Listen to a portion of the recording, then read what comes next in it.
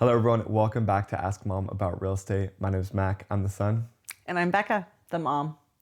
And today we're continuing our home buying timeline series. Last week we talked about making an offer, pre-qualification, and when is it actually right for somebody to start looking for a home. Today we're going to talk about things such as house hunting and what else are we talking about, Mom? We're talking about making an offer. Making an offer. So big things. So with that being said, let's just jump into it. Within house hunting, what obviously, like we mentioned last episode, I'm a big scroller for houses. It's my social media. I love looking at homes, especially in future areas that my wife Peyton and I want to live. And so with that being said, when you've finally gone through the process, you've gotten approved for the right price, what is the most important things to consider when hunting for a home? First and foremost, the price. So good job. That helps you know and give you those parameters where you can start hunting in that price point. But when I meet with a buyer for the first time, whether it's just a phone conversation or chatting with them across the desk, we always go through their wants and their needs. And there's a big difference between wants and needs. And I find that, especially if you have two home buyers, they don't always kind of match up on what they want and what they need. And so just getting them through that process to make sure that I understand as their representative what their wants and their needs are. I love that. Yeah. What does it look like for those who are looking for out of state? Let's say they're moving to a new state and they found you as a realtor. How do you handle that? Oh man, we did that a lot during COVID because there were so many parameters that we couldn't do, like going into people's homes and stuff like that with multiple people. And so we did a lot of video walkthroughs. And I do that in Arizona a lot too, because a lot of my home buyers are from out of state, coming here to be snowbirders or coming for a second home or whatever.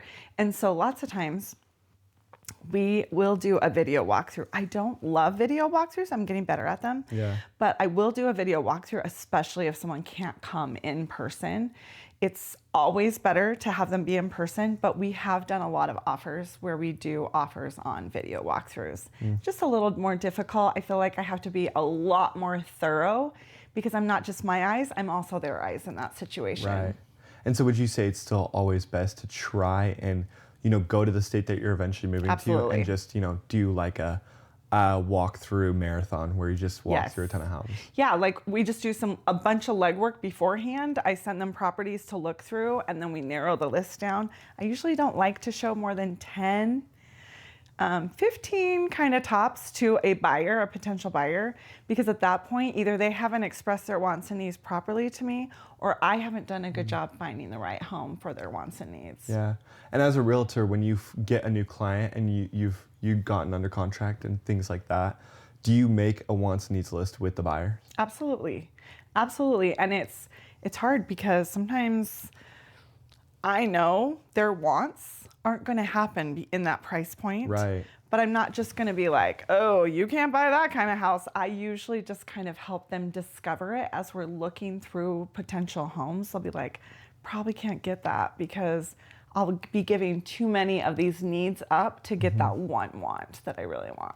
So I kind of let them self-discover that as I educate them. Right. Would you say that it's almost guaranteed that somebody could get all the needs that they need when looking for a home, regardless of price? Absolutely. Absolutely. I really do. Yeah. Has there ever been a situation where somebody had a need, but within the price range, it was really difficult to find a home, and how did you work with that? Yeah, one that I can think of just off the top of my head is I had a guy that really, for his business, needed a trailer on his property. He needed to have the potential to put a trailer on his property. And it was super hard to find him something within a neighborhood because neighborhoods sometimes have rules called covenants that they have to abide by, and they didn't allow any trailers. And so, but he really couldn't afford to go way out on a parcel of land that was bigger than, like, he just couldn't afford to do that. So we just had to look for a specific neighborhood that didn't have the rules that restricted him. So we were able to do that. And that actually also happened down here in Arizona. Same situation, trailers, all these neighborhoods in Arizona, the majority of them, I would say 90%, have homeowners associations with pretty strict rules. Yeah. And so he couldn't have his trailer, and we could not find the right house for him without a particular HOA rule that they couldn't have a trailer behind their fence that was a certain height, and it was just too high. So we just found him a U-Haul facility that was close by that he could park his trailer and find the house of his dreams. So you just kind of have to think outside the box. Yeah, and some sometimes in those compensations were made. situations. Yeah. Yeah. So, obviously when I look at houses, Peyton and I eventually want to move down here to Arizona. We'd love to. And right now we kind of know our price range and what we could probably afford. And so there's certain areas that at least when I scroll just for fun, I'm looking for. So how do you, have a narrow area to look for without missing any hidden gems that may just be outside of it? Well, I feel like that's something that a realtor can really, really help you with. You're in a specific area and you're kind of set on that area because that's the price point. That's your situation down here in Arizona. I'm assuming that's what you're talking about. Yeah. And so you kind of have to stay in that pocket. If we can't find you anything, then I can go hunting for you. Like I can do letters to the homeowners that could possibly be thinking about selling soon. And we can find you something that's just a little bit, it's not on the market, but it fits you perfectly. Gotcha. Yeah. So at times there may be other houses out there that aren't on the market yet, but Everything's always for sale, Mac. Everything's always for sale for the right price. yeah, I was gonna say you can buy anything for the right price, right? Yeah. Yeah. So obviously it's important, and once you find the home of your dreams and you're really excited and you're eager about this home and it's time to make an offer, in that case, what goes into a strong offer beyond just the purchase price? Yeah, purchase price is most important. That's the first thing the seller says. It's always at the very top of our Right. paperwork. This is the offer price. So it's the offer price. How much for earnest money is the buyer putting down as a good faith to the seller? So earnest money is in there. Can you briefly just in one sentence Yeah, explain earnest money is essentially just the amount of money. I usually recommend about 1% of the purchase price that the buyer is willing to put down into their escrow, which is their account to start. So it goes towards their transaction at the end. So if they are bringing $10,000 and you decide, and they're putting $5,000 into the house, that $5,000 starts their $10,000 down. So you're not paying any extra when it comes to earnest or escrow. No. It's just a part of what you're paying. Yes, but it's buyer's skin in the game that seller could potentially get if buyer does something to kind of botch the deal. And that's only happened to me once in my whole lifetime of real estate and over 13 years is on it was actually a super sad story, and luckily he only put $500 down because it was like a $100,000 home back in the day. It was when I first started doing real estate. And he decided that he was going to change jobs during the transaction. And because he changed jobs, the lender then did not qualify him for the mortgage anymore.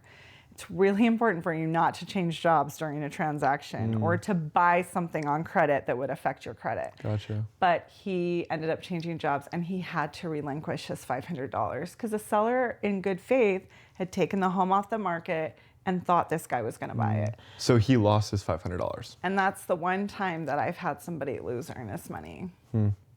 Yeah, so that was tough.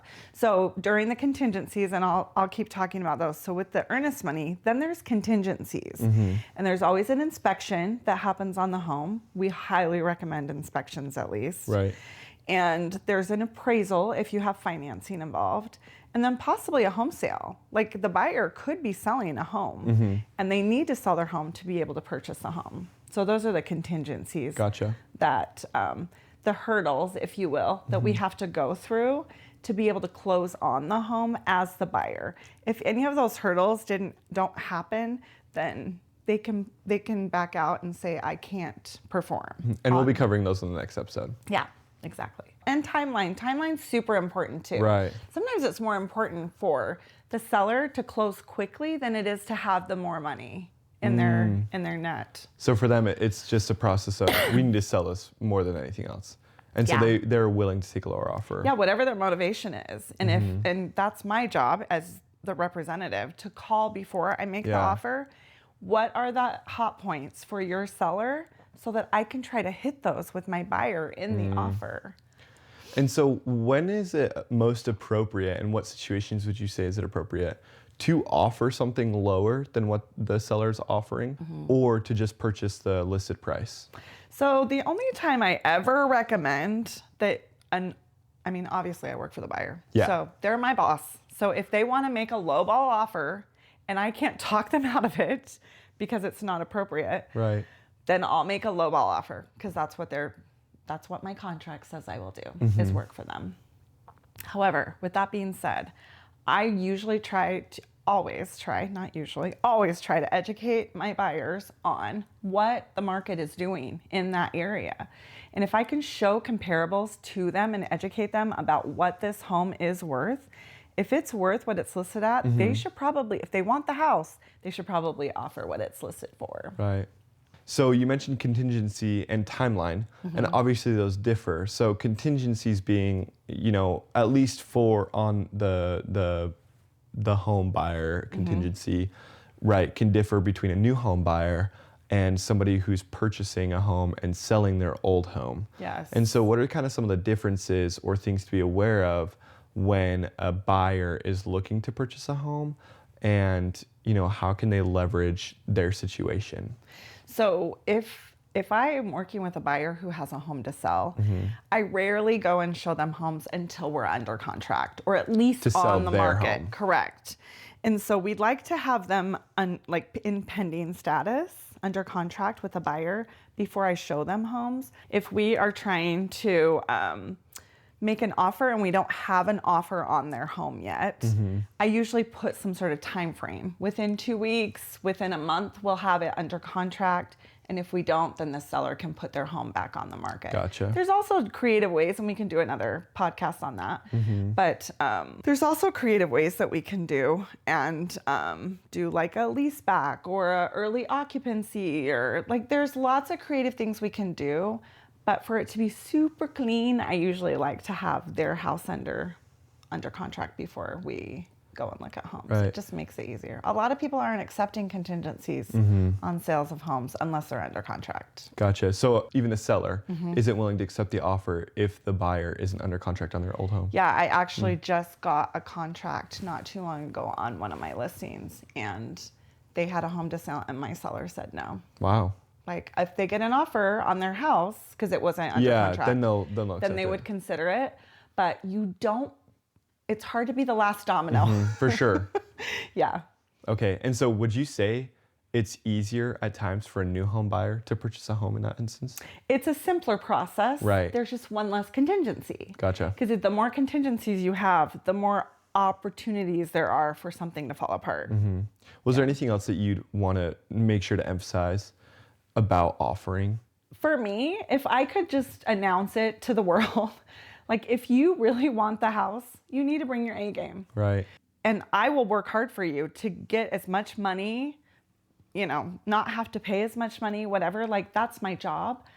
But at the end of the day, if you want the home, you need to put your best foot forward and pay what it's worth. And if I can help you with that and we can maybe get a few $1,000s off, great. But at the end of the day, it's just a win-win for the buyer and seller. We just want to find that. Gotcha. Yeah. Okay, everyone, thank you so much for joining us in our second episode of the Home Buying Timeline. Today, we were able to discuss house hunting and making offers on a home, also some of the contingencies entailed within that.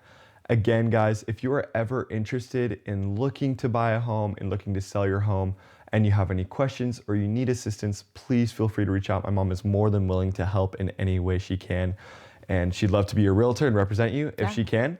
And if she can't, then she's more than willing to help connect you with somebody who can fit your needs. But with that being said, we hope to see you on the next episode. We'll see you later.